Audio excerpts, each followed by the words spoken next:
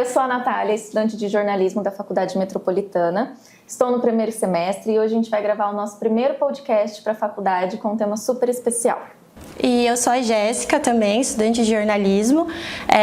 Nós vamos apresentar o Carlos, o Raul e o Otávio, os desenvolvedores, do aplicativo Ada. Meninos, tudo bem com vocês? Tudo bem, boa noite. Conta um pouquinho pra gente, a gente ficou sabendo que a ideia inicial veio do Raul. Como que você teve essa ideia, Raul? Como que surgiu? Conta um pouquinho de você e um pouquinho do aplicativo. Bom, tudo começou na minha faculdade, né? Eu estou fazendo engenharia da computação lá na UNERP. E um professor veio para mim e comentou, o Google está tendo uma competição para usar a Gemini, que é a IA deles. Então, o intuito da competição era usar a Gemini, a API da Gemini, em um aplicativo, com a proposta que a gente ia definir, certo? Então, no começo eu fiquei meio assim, né, vai ou não vai? Aí eu falei assim, vou porque eu consigo aumentar meu portfólio, né, fazer uma coisa diferente e tal.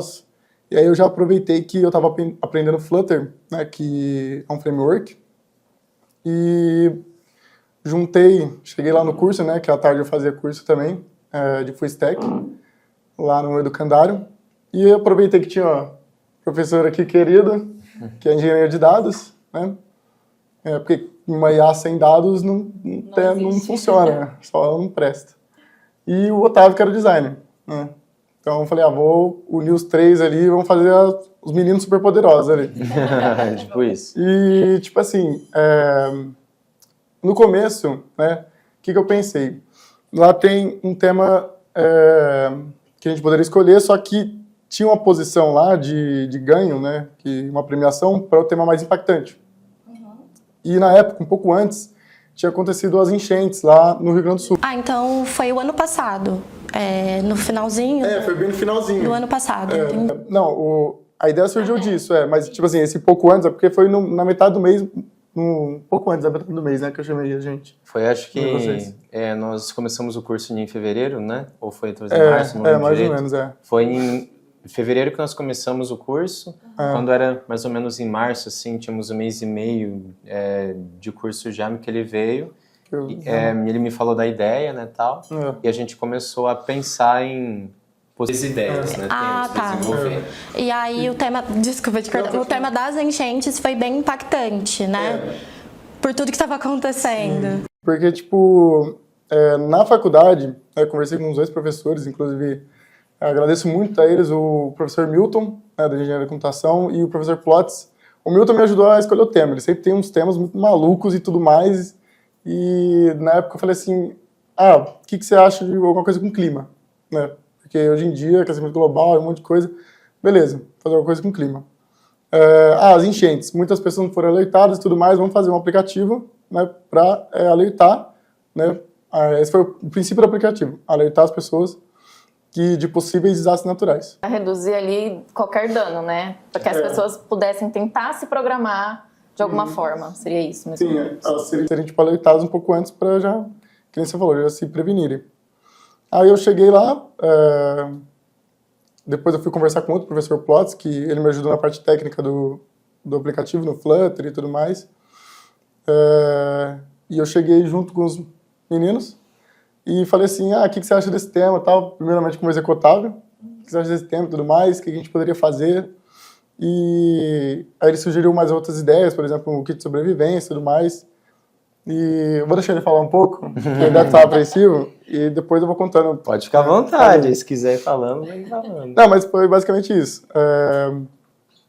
A gente sentou numa roda ali, eu e ele, conversamos, depois que eu acabei chamando o Carlos. Quase. E foi muito interessante, assim, a construção do aplicativo e tudo mais, né? E as recentes queimadas que a gente teve aqui, né, na região, acho que foram uma motivação para vocês fazerem algumas adaptações no aplicativo, né, pelo que vocês passaram para a gente já.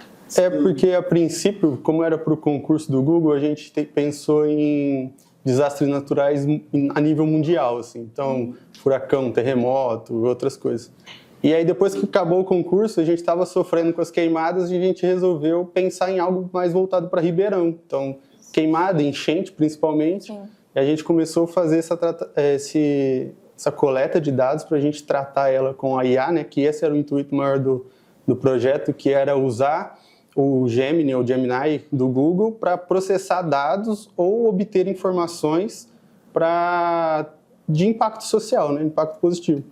Então, a ideia agora é focar um pouco na região de Ribeirão e tal, usando os dados que a gente coleta de informações tanto do governo brasileiro quanto de plataformas de clima, igual quando a gente usa no Google, aparece lá a temperatura, Sim. a previsão de chuva, essas coisas. A gente usa basicamente essas APIs, inclusive as do Google, para tratar os dados e fazer uma estimativa da chance de chuva e a chance de queimada no lugar. Aí a gente vai emitir os alertas conforme a pessoa estiver na área de risco. Como é que funciona o aplicativo na prática, assim? Por exemplo, eu vou baixar o aplicativo no meu celular, como que eu vou ver, mais ou menos, assim? O que ele é, então? A primeira coisa que a gente pensou, né, foi em criar uma tela de login, para que a pessoa conseguisse criar um cadastro próprio, né? Mas ela tem também, digamos, a opção de começar o aplicativo sem se cadastrar também, né? Por quê que a gente pensou isso também?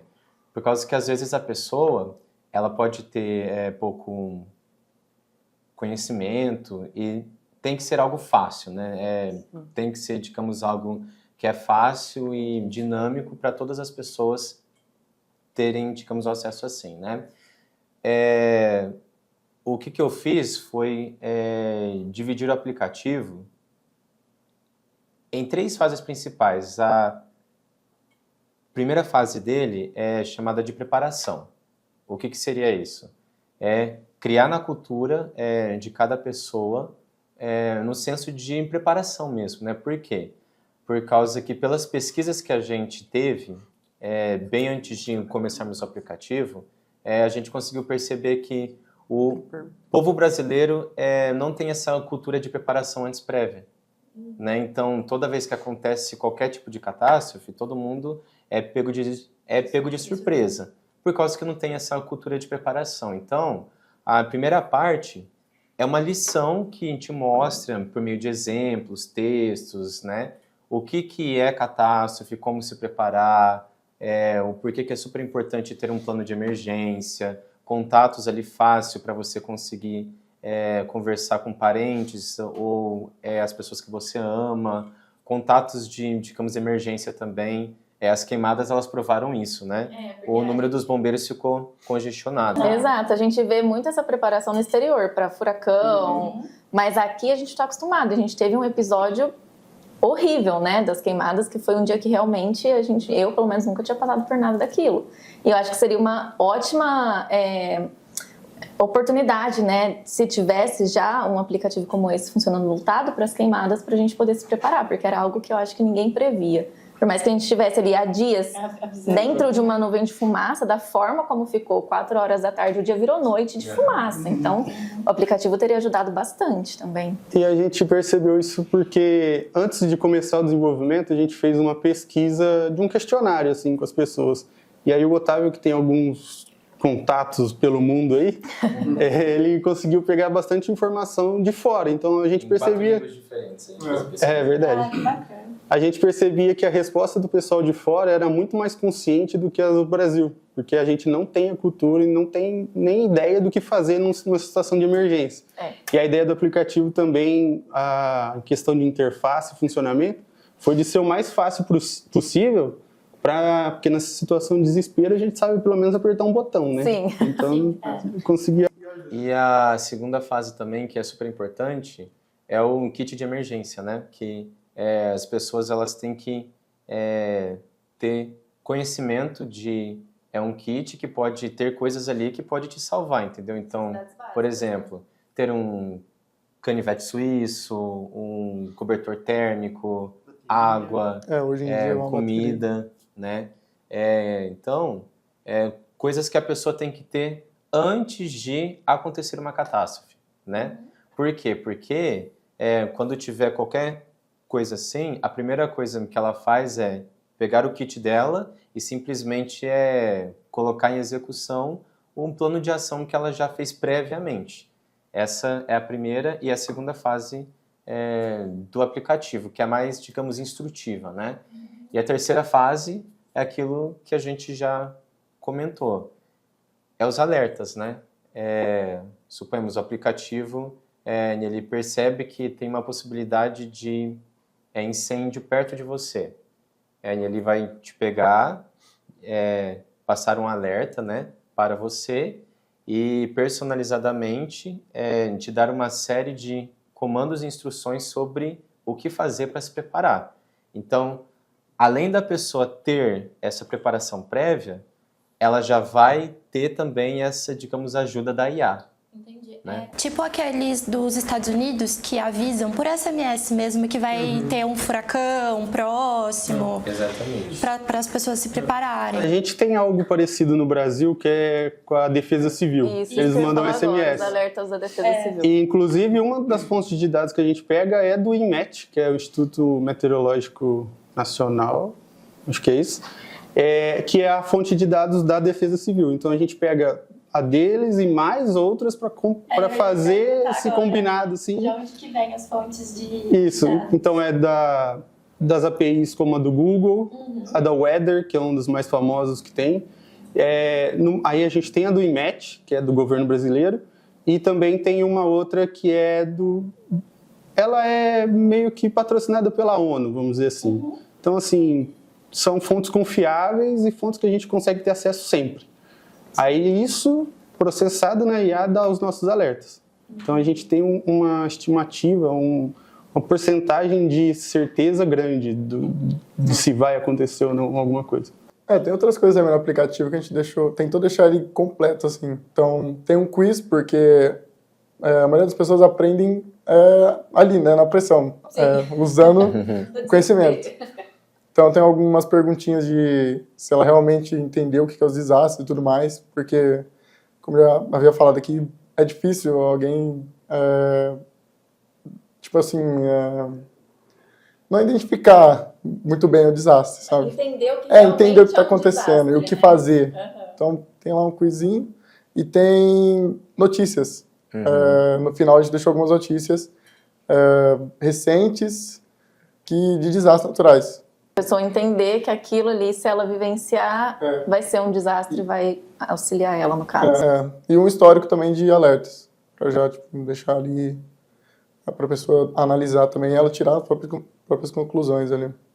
Eu acho que uma das principais, das 3 fases que ele falou, né, a principal é o cunho educativo, que a gente tem as perguntas para ajudar a pessoa a entender o que está acontecendo e, de certa forma, treinar durante o uso do aplicativo.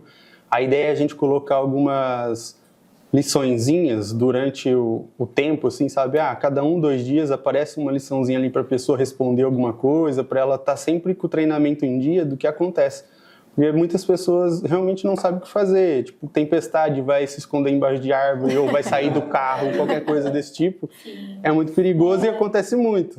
Além de avisar, né, o que fazer quando acontecer, né? O que fazer, E o que não fazer. E o que não fazer, exatamente. Também. Tanto ajudando na prevenção quanto na hora, né? do problema. E esse aplicativo, vamos supor, é um desastre. Ele funcionaria offline ou só online? Essa resposta aí eu deixo para os programadores sêniores. Assim, isso é uma coisa que a gente pensou no projeto inteiro. Só que como era pouco prazo, né, a gente tinha menos de um mês para fazer tudo isso, a gente deixou isso um pouco para depois. Mas a gente, óbvio, a gente já pensou em tudo mais, uma IA embarcada, que seria uma IA ali dentro do celular, não precisa de conexão com a internet nem nada. Mas a gente ainda está... O que acontece é o seguinte. A gente consegue fazer o processamento e a estimativa offline numa versão mais básica da IA, que roda dentro do celular normal.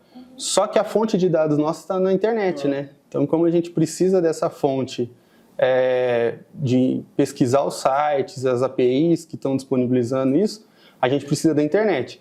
Só que, ao mesmo tempo, como é um aplicativo de alerta, a gente já vai ter avisado ou já pelo menos colhido os dados. E na hora, aí tipo, a gente pensa em ter alguma coisa de emergência, como uma ligação, uma mensagem, e isso seria algo que a gente precisa pensar em questão se não tiver rede telefônica ou se não tiver internet, qualquer coisa do tipo. E algo que a gente pensou também é criar um método, na verdade, assim, para que a pessoa tivesse, digamos, acesso para um plano de ação que ela criou. Então, por exemplo, seria como se fosse tipo de uma agenda. Talvez umas notas, assim, né? Só que, claro, bem mais, como é que eu posso dizer? Tipo uma mensagem rápida. Sofisticado, assim, né? Pra pessoa acessar. O plano de ação dela teria que ter o kit dela, o que ela precisaria de ter dentro do kit dela, os contatos também. Então, assim, são todas coisas que podem ter acesso, digamos, offline, né? A pessoa, ela só precisa de ter uma bateria, né? E tem, hoje, carregadores portáteis que são carregados à luz do sol. E é extremamente barato, né? Então, é um item que a pessoa pode ter até dentro do seu kit também. Então, ter todos esses planos é algo que, assim, que a pessoa só vai depender dela estudar os planos antes, né? E, assim, estar preparada, porque o conceito, na verdade, é esse. As pessoas, por exemplo, se você conversar com pessoas que vivem no Japão, que é no país que tem todos os anos muitos terremotos. Sim. Todas as pessoas, elas têm a vida delas inteira já, tipo assim, planejada e treinada para saber o que fazer durante a situação de desastre, né? Então, é isso que a gente quer criar. E ter um plano de ação, ter um documento ali, ter, digamos, anotações personalizadas para você, que tem como colocar um ponto de encontro, colocar um endereço confiável, colocar um kit. São coisas que a pessoa simplesmente vai pegar o celular, escrever, apertar um botão e consultar aquilo, entendeu? E é isso. A primeira solução, na verdade, é essa, mas a gente vai pensar com certeza em coisas mais tecnológicas e mais eficientes aí. Aos poucos vocês também estão aprimorando, né? Vendo quais são as necessidades, o que precisa de aperfeiçoamento. Porque, por exemplo, no das enchentes, eu até cheguei a comentar com o Otávio uma coisinha ali no aplicativo, que era a pessoa conseguir cadastrar um lugar seguro. Né? A gente tinha conversado e tal. Só que isso é coisa da enchente. Né? Você não vai fazer isso na questão das queimadas. Então, assim, essa personalização a gente ainda está vendo, está acontecendo e tal. Mas, por exemplo, o intuito das enchentes era você ou alguém conseguir cadastrar e comprovar, né? Teria um método para comprovação que aquele lugar realmente pode ser utilizado na hora que chegar uma enchente. E como abrigo, no caso. Com um abrigo. E aí, na hora da enchente, o aplicativo mostrar ali na região onde tem os abrigos ali.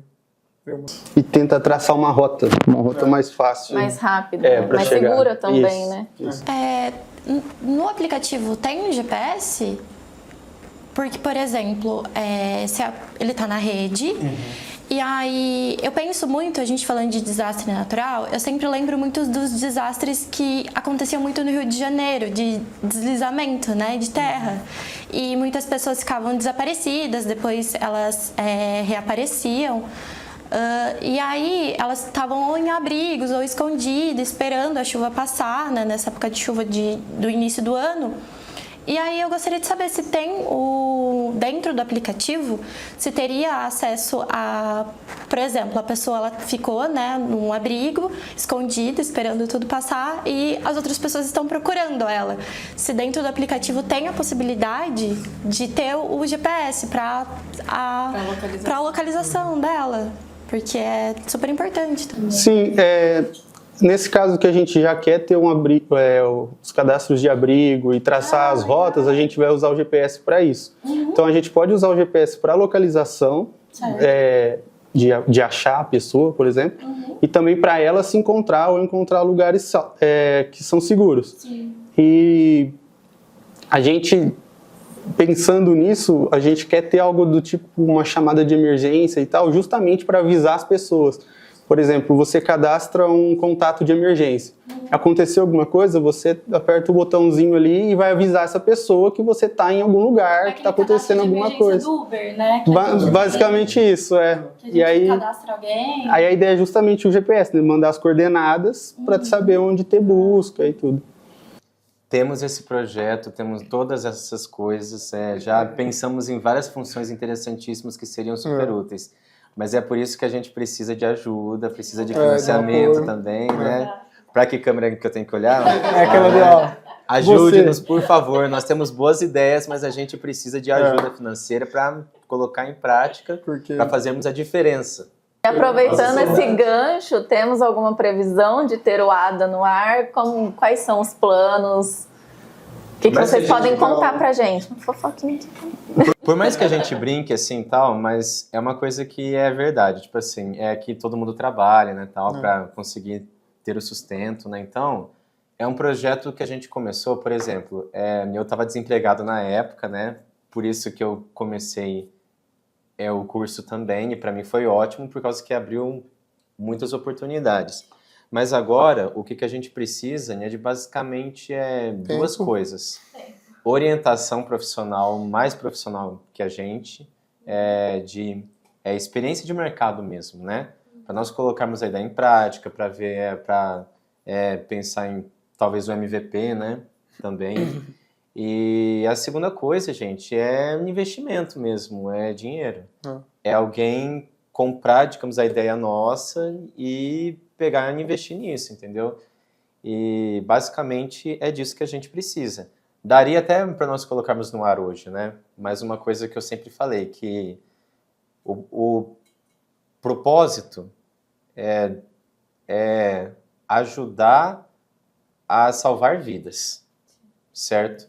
Então, se a gente faz algo mal feito, ou de qualquer jeito, ou sem todas as pontas ali fechadinhas, a gente não vai cumprir o propósito do aplicativo que a gente criou, entendeu? Então, o que a gente precisa de verdade mesmo é divulgar para as pessoas elas conhecerem a ideia, saberem que tem pessoas, né, que estão tentando criar isso e, de repente, conseguimos algum patrocínio, talvez, e aí a gente vai ter plena condição de colocar isso no ar. A parte do front-end, que é a parte visual, tudo, já está pronto praticamente. Né? Algumas coisinhas tem que ele falou, ajeitar aqui e ali. Não sei se tem como mostrar o... Eu tenho... Tem já o aplicativo. Aqui, mas não sei se vai aparecer ali. Tem como compartilhar na TV? Tem como? Depois a gente grava. E... A produção falou no ponto aqui. Então, tipo assim, já tem a interface e tudo mais. E a gente queria mesmo essa parte do apoio financeiro, principalmente, porque tempo é uma coisa que tá difícil hoje em dia. Mas se tiver o apoio, o tempo a gente arruma. Claro. Porque assim, a gente quer muito continuar, que nem eu. A ideia principal que eu tinha pensado é realmente, igual ele falou, ser totalmente gratuito. Até pensei também em entrar em contato com a Defesa Civil, para deixar... Uma parceria, alguma coisa? Tipo uma parceria. Só que, óbvio, ainda vai um tempo para ajeitar algumas coisas. E também é aquilo, se acontecer alguma coisa perante o aplicativo... A responsabilidade de você. Não cai só na gente, se for da Defesa Civil. Cai na Defesa Civil e aí cai na instituição e aí todo mundo se ferra. Sim. Então, assim... Não fica em vocês de qualquer jeito. Só que aí seria negligência da Defesa Civil e tudo mais, né? Tipo, tem que deixar bem ajeitado para esse propósito de vinda para a Defesa Civil. Mas não impede de outros investimentos e tudo mais. Mas a maior parte do trabalho está feita, né? O mais difícil eu acho que vocês já fizeram, que é tirar a ideia do papel, criar o aplicativo que ele está aí, a gente vai mostrar. E tá super bacana, tá super interativo. E parabéns, que não é fácil. Não é fácil. Bom, gente, eu queria agradecer vocês. Tem algo a mais que vocês gostariam de acrescentar? Que vocês acham que é um ponto importante sobre o aplicativo que a gente ainda não falou? Eu acho que poderia comentar, Júnior, com elas, digamos, a ideia que tinha de passar isso para talvez uma usina, né, que precisasse de ter controle também das queimadas, né? Por causa que, assim, nós temos essas duas ideias, né? Ou passar isso para o poder público, né, que seria algo super interessante, até da agenda de 2030 também, é um objetivo, né, de desenvolvimento sustentável, que eu acho que seria super interessante para um poder público mesmo. E a gente partir para talvez iniciativa privada também, né? Você quer comentar um pouco? Sim, pensando no uso público, a gente consegue ajudar a salvar vidas para o usuário final, né? E também a gente consegue ajudar autoridades locais. Então, fazer um monitoramento histórico do desastre, avisar a população, tomar medidas a nível municipal, estadual, isso por conta do poder público, algo do tipo.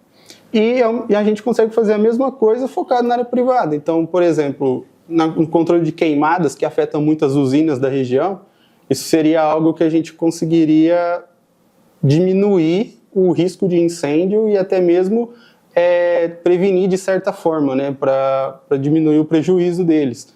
E não só o incêndio ou a queimada, mas também outros agricultores que sofrem com as tempestades, com chuva de granizo, esse tipo de coisa. O aplicativo consegue dar esse tipo de alerta para a gente conseguir tomar alguma previdência antes de ser pego de precaução. Né? Uma coisa que me veio aqui agora, que eu estava lembrando, né? A gente falando de desastre. Haveria alguma forma de, talvez, rompimento de barragens entrar no aplicativo de vocês? Porque a gente teve uma grande tragédia, né? Em Brumadinho, uns anos atrás. Quer falar? Sim, eu quero, por causa que esse assunto aí é algo que é pesado realmente. Mas, enfim, teria como, mas eu acho que tem que ser algo bem estudado antes. Por quê? Por causa que é uma questão de mais engenharia isso, né? Então, por exemplo, eu vou dar o exemplo do caso lá da cidade. Sim. Nesse caso, é perfeito. Por quê? Porque, assim, por que aquilo aconteceu? Foi por uma falta de precaução de dentro da empresa, né? Então, tem coisas que a gente não consegue prever, como, por exemplo, falta de cuidados corretos, né? É o erro do homem isso, né? Por assim dizer. Então, a gente teria que pensar bem, né, para conseguir pegar e encaixar. Mas o que eu vejo hoje é que seria complicado, porque não é num desastre causado pela natureza em si. É um desastre causado pela negligência do homem, né? Até porque o aplicativo ele vem de dados, né, da meteorologia e o que acontece. Caso, não tem como captar esses dados. A barragem ela é uma construção privada, né, da empresa. Então a gente teria que ter um relacionamento muito bom com a empresa, acesso aos dados da empresa. Entendi. Mas daria para vocês alertarem a população no que fazer nesse caso? Sim. Aí daria para fazer. Depende muito do caso. Assim, por quê? Porque quando, suponhamos, ela se rompe assim, tudo muito rápido, entendeu? Então, como que a gente vai pegar e criar talvez um alerta e passar para todo mundo? É isso que eu falo. É um erro que é do homem. O que eu acho que seria possível fazer é criar uma cultura dentro da empresa, para todos os funcionários, os chefes, supervisores também, né, para criar essa cultura de prevenção e de segurança, por causa que isso que impede que essa situação aconteça, né? O que a gente pode fazer é pegar talvez aquela primeira fase que tem, né, que é de preparação, e tentar pegar e implementar isso de maneiras inteligentes na empresa. Que nem a gente comentou de particularizar o aplicativo, personalizar para empresas para as usinas, né? Seria uma coisa que não teria acesso ao público, seria só acesso da usina. E aí, nesse caso, como já é uma empresa formada, e a gente utilizaria também sensores da usina, para deixar mais específico, mais voltado para a usina, muito mais certeiro. Então, quando a gente traz isso para um setor público, junto com a empresa privada, aí, tipo, Dá conflito. dá um conflito. Porque imagina você lá, nossa, a barragem de Brumadinho tá quase rachando. Tipo, você já vai ficar pensando, nossa, que empresa é essa, horrível, ruim, que não faz a manutenção preventiva e não sei o quê. Talvez voltar ao aplicativo, é que eles têm lá dentro também uma seção que vem os sensores e tudo mais. Então, realmente, que nem o Otávio falou, tem que ser um treinamento interno, tem que vir deles, não muito da gente. Porque a gente, sem análise de dados, sem sensores, sem esses dados mais importantes, tipo, quando foi feita a última manutenção, sem isso, não vale de nada. Falar que, tipo, vai romper amanhã, tipo, não tem como. Perfeito.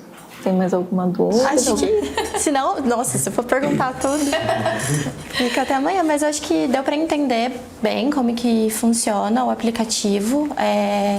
Parabéns pela ideia, a princípio, vocês terem topado a ideia dele. Eu acho que é super importante quando você pensa no outro, e o aplicativo de vocês é basicamente isso, é sempre pensar no bem-estar do outro.